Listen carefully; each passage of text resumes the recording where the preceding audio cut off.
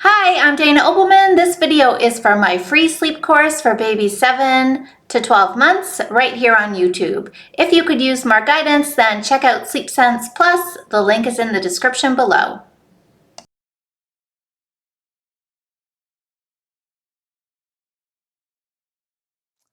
Good morning. Welcome back. I hope you had a great night 7. We are officially 1 week into the Sleep Sense program, and I hope you are doing some celebrating. You should have had at least a night where your baby has slept pretty close to through the night, or maybe has been sleeping through the night for several days. Again, all kinds of things can be showing up. Let's talk today about going back to naps. I know, I keep beating you over the head with naps, but you're probably still feeling really frustrated with how that's going. So let's look today at the 11 to 12 month age range. That's a bit of a tricky time because it wouldn't be out of the realm of normal for an 11 or 12-month-old baby to be showing signs of being ready for just one nap. It's early, but again, it's not out of the realm of normal. So what would you look for if you suspect that's happening?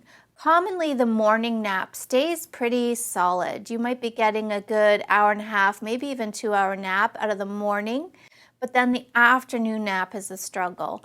And that looks something like lots of crying time when you put her down, or chatting, playing time can also show up for half an hour, 45 minutes, and then by the time she falls asleep, you're wondering now what? Because now it's pushing into our bedtime, and should I wake her, shouldn't I? Or she only naps for 30 minutes total, and now you're wondering what we're going to do with the rest of the day.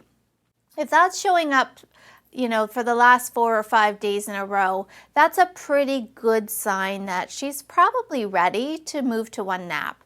It's a bit of a push. It's one of the harder of the nap transitions, so you're going to have to be patient and give this some time. But basically what you're going to do is move morning nap down slowly so that we don't cause her to become so overtired. So if she was napping at 10, we would move that to 10:30 for 3 days. Then we would move it to 11 for 3 days, then 11:30, and so on. So basically a half an hour every 3 days of moving the time down until it hits about 12:30. I love a 12:30 nap. I think it's a perfect time in the day. It's before we catch that second wind, which usually hits us all about 1 o'clock. And it's a good middle point in our day so that there's not too much time on either side, and then it will hover there. Now, what tends to happen though is that nap's not quite long enough yet.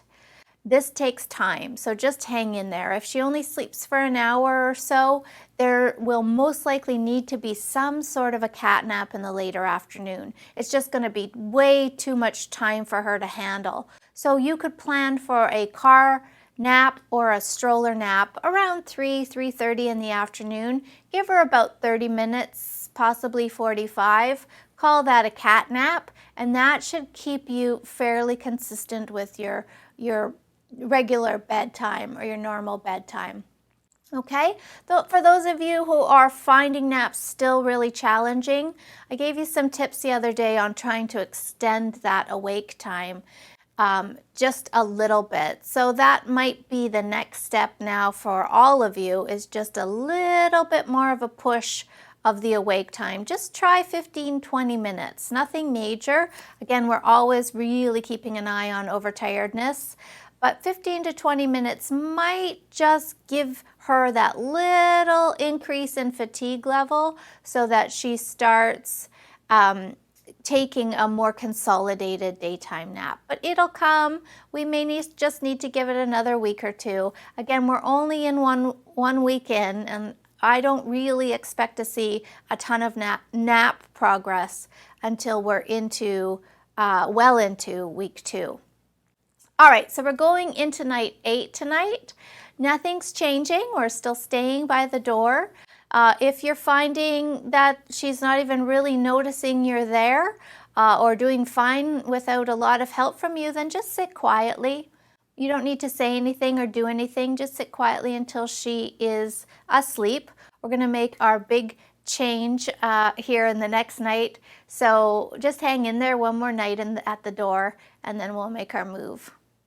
Have a great night. See you tomorrow.